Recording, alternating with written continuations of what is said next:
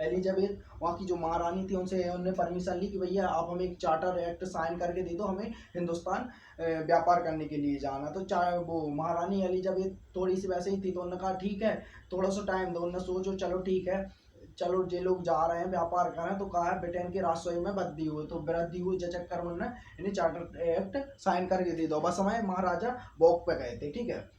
तो British British India जब east India का भारत आई तो उसका सिर्फ एम का था व्यापार करना, ना कि उसे राजनीतिक मतलब कोई, क्योंकि वो यहाँ किसी को जानती नहीं थी, वो तो सिर्फ व्यापार करने आई थी। क्योंकि यहाँ की जो प्रोडक्ट थे वो यहाँ से 8 गुना ज़्यादा मूल्य में, जो ये यहाँ से वो खरीदते थे इससे 8 गुना ज़्यादा मूल्य में वो कहाँ ब्रिटेन में बेचते थे, अच्छा मुनाफा कमाते। तो वे लालची वैसे ही थे अंग्रेज लोग, तो जो चक्कर में वे बहुत सारे जन आ गए, ठीक है, व्यापार करने के चक्कर में उन्होंने एक ईस्ट इंडिया कंपनी की स्थापना ही कर ली मैं का बोला था अपने भारत में।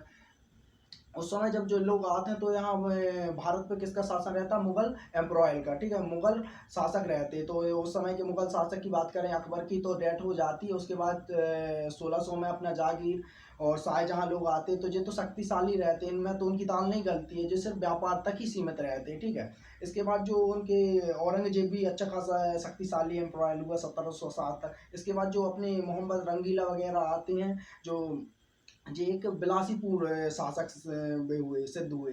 इन लोगों को दारू सुट्टा गांजा के सिवा और किसी चीज से मतलब ही नहीं था। इन्होंने कहा भैया एक काम करो, प्रजा परेशान रही आन तो हमें तो राजस्व लाओ, मुझको राजस्व वही चाहिए, बाकी हमें कोई मतलब नहीं है। तो जनता भी त्राही त्राही हो रही थी। तो उसी समय क्या हुआ कि 1765 में जब इन लोगों के अत्याचार बढ़ गए मुगल शासकों के, तो क्या हुआ, बिहार बंगाल और उड़ीसा के जो गवर्नर थे वो खुद स्वतंत्र हो गए कि भैया अब हम वो मुगल एम्प्रोयल के साथ अब काम नहीं करेंगे, अब हम अपने खुद का राज्य खुद ही वो चलाएंगे, ना कि अब किसी के उसमें चलाएंगे। अब केंद्रीय शासन यहाँ खत्म हो गया। केंद्रीय शासन खत्म होने का ही अंग्रेजों का मौका मिल गया कि भारत में राज करने का। अगर केंद्रीय शासन होता तो शायद अंग्रेज व्यापार तक ही सीमित हो पाते, वो राजनीतिक गतिविधियों में हस्तक्षेप नहीं करते, ठीक है।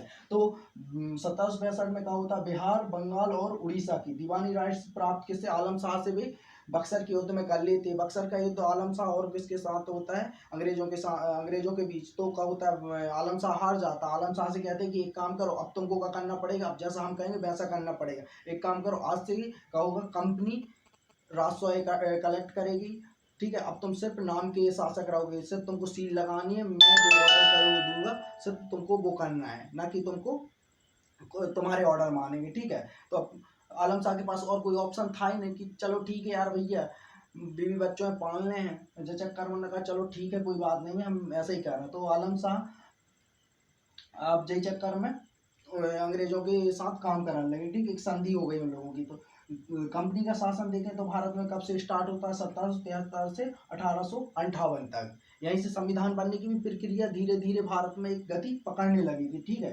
कंपनी।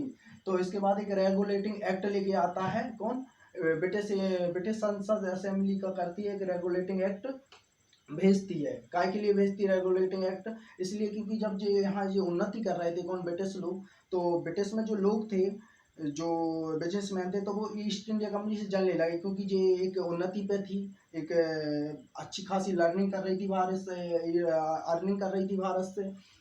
तो जिस चक्कर में वहाँ लोगों में ईसा होने लगी कि, तो ईसा होने लगी तो उन्होंने कहा कि भैया एक काम करो, अब चलें अपन कहाँ, ब्रिटेन के लोग कहाँ गए, महारानी महारानी के पास की, महारानी साहब आप एक काम करो, एक दिन ये कंपनी अपनी क्या बोलाते हैं अपने भारत वो क्या बोला ब्रिटेन को नाम दो दे, एक नियमित कर भी चलाना, आप कोई कानून वानून बना दो, ठीक है।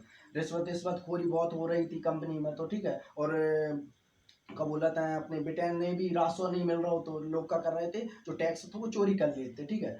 रेगुलेटिंग एक्ट 1773 महारानी एलिजाबेथ असेंबली में पेश करा था, तो वो 1773 में भारत आता है। उसका सिर्फ मकसद का था, एम का था कि सिर्फ नियमित और कंट्रोल और नियमित और नियमित करना था, ठीक है। नियम के अनुसार अब काहे कंपनी चलना पड़ा, ठीक है। पॉलिटिकल और प्रशासनिक नींव की एक नींव डल गई, ठीक, पॉलिटिकल और प्रशासनिक नींव की एक वो डल गई कि अब भारत में प्रशासनिक और पॉलिटिक एक नींव के तरीके से, मतलब जो आज की राजनीति देखते हैं वही एक नींव डल गई कि अब राजनीति होने लगेगी, ठीक है। इसकी स्पेशलिटी देखेंगे, मतलब इसकी विशेषताएं देखेंगे रेगुलेटिंग एक्ट की, तो कहा देखेंगे कि बंगाल बंगाल गवर्नर एक पोस्ट बना दी, मतलब जितना क्षेत्र उनके वहाँ में था, क्या बोलते हैं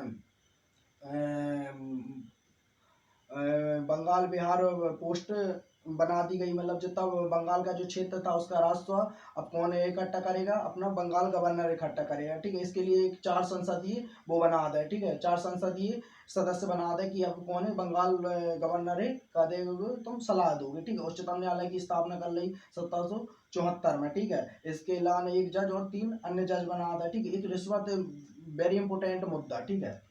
जो 1773 की बात करें, जब कंपनी के जो शासन जो ऑफिसर आए थे वे गरीब थे, लेकिन जब वो भारत से जब धन लेके गए तो वहाँ कई गुना अमीर हो गए, ठीक है। तो एक रिश्वत